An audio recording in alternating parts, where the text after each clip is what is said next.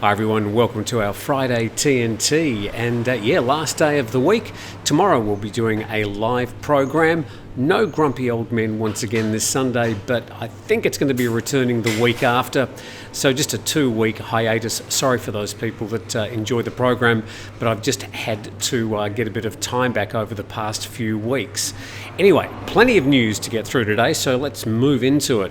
And BangkokPost.com reporting jail could endanger Thaksin's life, says prison officers. This is in relation to the ongoing question of, is Thaksin actually there? How sick is he?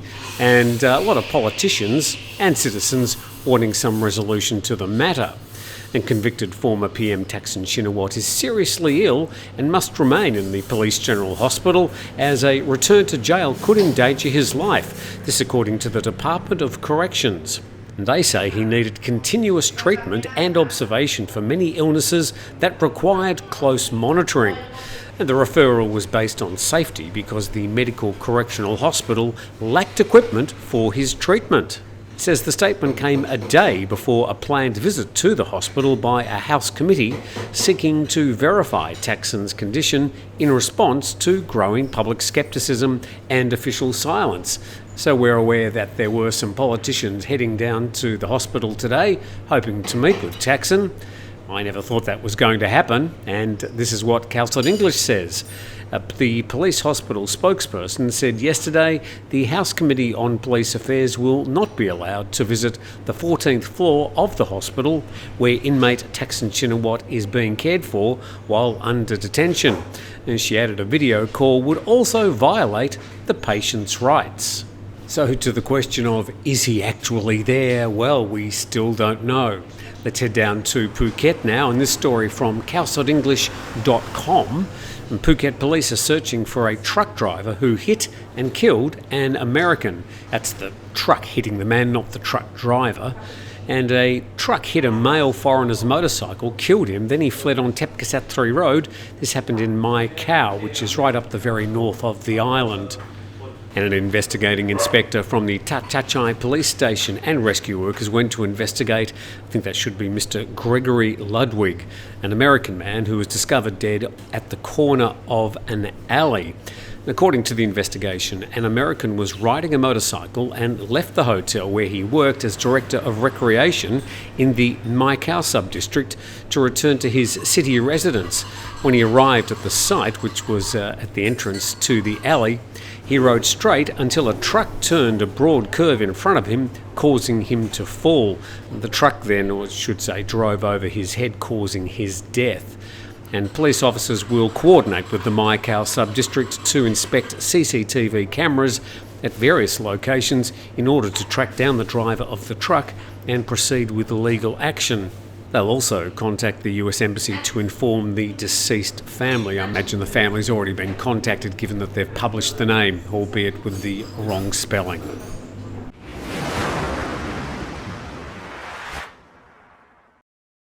And coming to you from the Chip Fair Lele Cafe along the main stretch of road along Tai Mung Beach. And basically this is what I'm looking at the moment as I look out the window, only some 50 metres away from the beach. Exactly the same sort of location as my 2 beach houses. By the way, if you'd like to rent one of those, there's a link in the description below. You can book on Airbnb, bookings.com, send me an email and we can do a direct booking. Very nice out there today, I can tell you that. Let's go to our next story, and this is from thepatianews.com. The Thai PM signs clean air bill during visit to Chiang Mai to tackle air pollution. So a whole lot of parliamentary argy-bargy yesterday, whether the bill should be sent to this person or that person, or this committee should be contacted.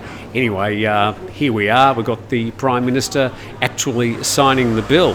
Looks like it was hastily put in front of him at some function. Hey, Mr. PM, please sign this. And just noting there that the Prime Minister is a left-hander. And the Thai Prime Minister signed a clean air bill while visiting Chiang Mai to follow up on public transportation networks and air pollution problems. The Thai government working group handed the clean air bill to the Thai Prime Minister when he arrived in Chiang Mai, and Settha signed approval for the bill. And the working group was ordered to deliver the bill to the Thai parliamentary meeting for further consideration as a national agenda, especially the PM 2.5 problems, on the same day. So it looks like that was heading straight to Parliament for discussion. And TPN Media notes, however, that implementing many of the sections in the bill is a completely different process than signing it and will take significant cooperation from many sectors and even nearby countries. Well, that's certainly an important point. Just signing the paperwork doesn't automatically mean that Thailand's air quality is going to magically improve. There's a lot of cultural changes, there's a lot of infrastructure that needs to be introduced. Indeed, when it comes to farming practices, there's just a whole new regime that needs to come in, including education and subsidies for new machinery. Now, speaking of neighbouring countries, Thai PBS World saying that Settha to talk about haze problem with Hun Manet, who's the new Prime Minister of Cambodia, just happens to be the son of the former Prime Minister in Cambodia.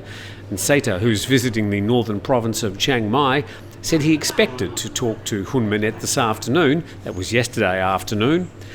And the director of GISDA, which is one of the many applications that you can log on to see data on air pollution, air quality and current fires, explained to Settha about Thai and Cambodian cooperation in the prevention of burning, which increases haze and dust levels. Satellite imagery clearly shows that the hotspots are more prevalent in Thailand's neighbouring countries, although Pakon did not identify them by name. Oh, that's okay, I'll do that for you.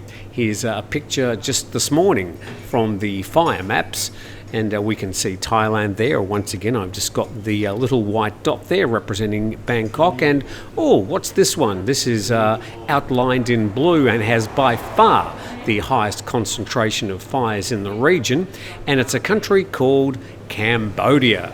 Then the story goes on, quoting the Thai Prime Minister, the Cambodian Prime Minister is scheduled to visit Thailand on February the 7th, but this problem cannot wait, so I'll telephone Hun Manet this afternoon. Settha also visited the Royal Rainmaking and Agricultural Aviation Department. When he asked a senior pilot about how many aircraft the department had, Settha was told that there was one aircraft in Chiang Mai and some others in Pathum Thani and other provinces. It's all a bit vague. Just tell me, sir, how many planes do you actually have? Well, we've got one in Chiang Mai, we've got one in Pathum Thani and other provinces. May I suggest, said the Prime Minister, not order, that as there's now large numbers of forest fires in Chiang Mai, as well as other northern and northeastern provinces, perhaps the aircraft should be relocated to these areas. He emphasised that he was only making a suggestion as the officials have more information and are more knowledgeable about the issues. Very, very Thai way of walking around an issue whilst making it quite clear exactly what he wanted.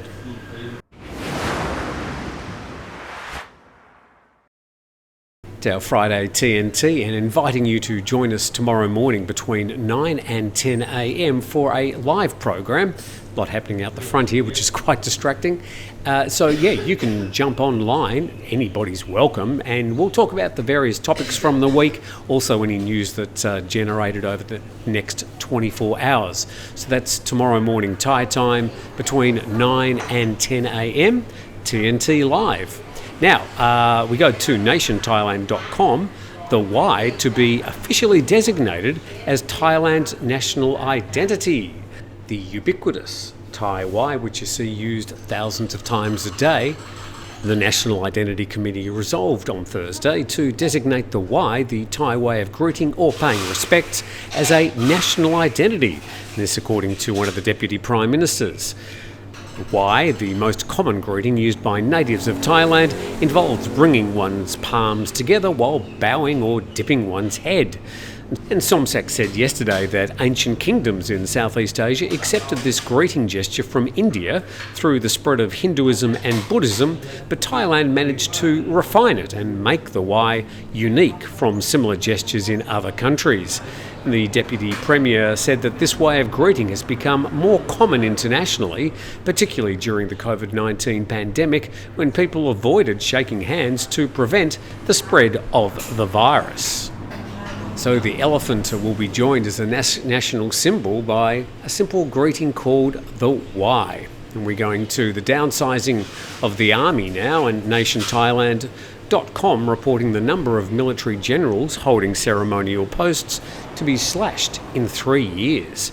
And the Defence Minister Sutin, who's a civilian, intends to encourage generals holding ceremonial posts of specialists to enter the early retirement programs so that the number of generals in the armed forces could be lowered from 2,000 to 1,600 within 3 years. Currently there are some 2,000 generals in the armed forces, and about 1,300 of them hold commanding and other key positions, while about 700 are appointed as specialists or ceremonial posts. The spokesman said the Defence Minister also planned to reduce the number of those holding the post of Senior Colonel, which is a transitional rank to the rank of Major General, by 570 positions. And the spokesman said that each general who volunteers to enter the early retirement program would receive a compensation of about 700,000 baht, depending on their rank and length of military service. And he added that the early retirement program from 2014 to 2018 was joined by 26,000 military officers, so the new program would definitely be welcomed by generals. Yeah, Thailand very top-heavy when it comes to generals in this country, and the past government and this new government seem hell-bent on reducing the number of generals in Thailand.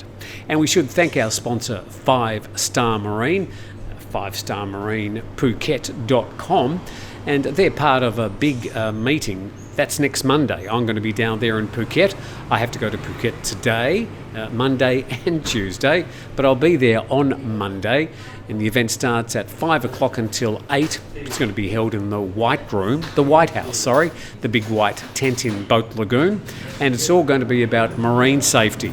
I expect there's going to be quite a few interesting questions posed to officials there. We'll see how polite the Thai media are. See if I can restrain myself as well. But anyway, that event's going to be next Monday at Boat Lagoon, and we look forward to seeing you there if you're interested in marine safety.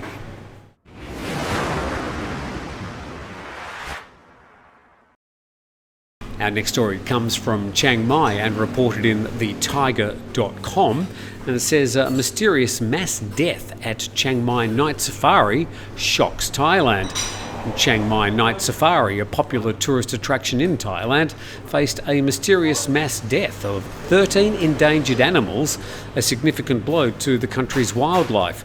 And the casualties include a valuable white tiger, with veterinarians attributing the deaths to various causes, including natural ageing and diseases.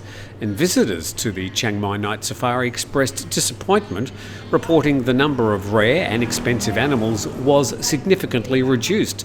They lamented that the entrance fee did not justify the experience, considering the scarcity of unique wildlife. And the management of the Chiang Mai Night Safari and the Office of Natural Resources and Environment, the supervising authority, convened a meeting to discuss the alarming situation. And the veterinary team reported that in December last year, 13 animals, including a large white tiger, had died.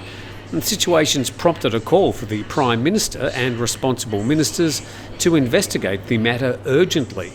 If left unresolved, the dwindling wildlife population could tarnish the reputation of the Chiang Mai Night Safari, renowned as one of the world's top tourist attractions.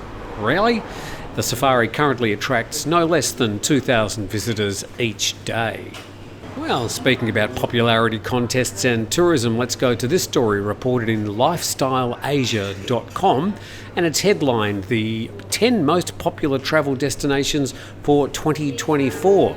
This is in the world, and it says that Thailand makes the list, but not Bangkok. Where in Thailand is going to be listed? And while Dubai received the most positive comments from travellers on TripAdvisor, Asia is expected to be central to many vacation plans in 2024.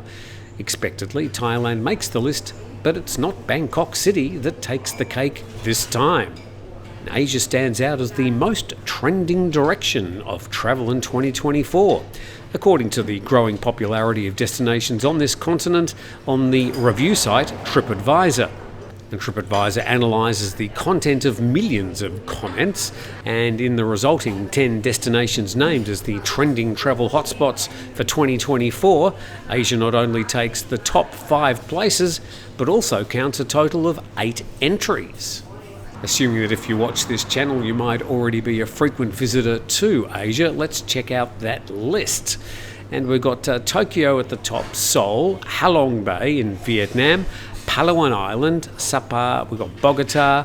Number 7 is that place in Thailand. We'll find out what that is in just a moment. And then we've got Costa Rica, Phnom Penh in Cambodia, and Kuala Lumpur. Phnom Penh ahead of a place like Angkor Wat? Maybe a little bit mysterious, but let's see. Drum roll, please. Which particular location in Thailand got that number 7 spot? Indeed, it's Pattaya, Thailand. Few major cities as well as some very scenic areas around Asia included in that top 10, and you've also got Pattaya in there as well. And with that, we thank you very much for watching on today's TNT. Please subscribe to the channel, and an invitation to join us tomorrow morning between 9 and 10 a.m. We'll talk about the main stories from the week and over the 24 hours before the program, but it's also really just an opportunity for you to challenge me with anything that you want to talk about, bring up some topics and share your views. We try and get through as many comments as we can during that hour. So we'll see you tomorrow at 9 a.m.